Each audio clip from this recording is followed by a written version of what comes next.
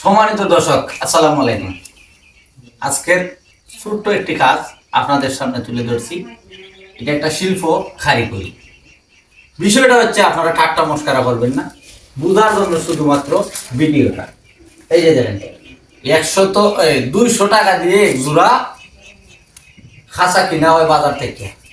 1 মাস হয়েছে মাত্র। এই যে দেখেন, এই ভাবনা চিন্তা ধারণা কইরা ভাবলাম যে আমি 2টা তৈরি করে দেখি। দেখেন তো কত মজবুত, কত সুন্দর, কত স্ট্রং।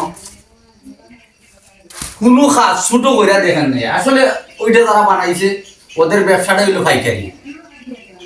আমরা যে বেদ গুলা লাগাইয়া একটা তৈরি করবো, ওরা ওই বেদ দিয়ে 2টা তৈরি করতে, যে কারণে ওদের কাছ থেকে করে তৈরি আই না 1 মাস যাইতে না যাইতেই বাঙ্গা সুরমা।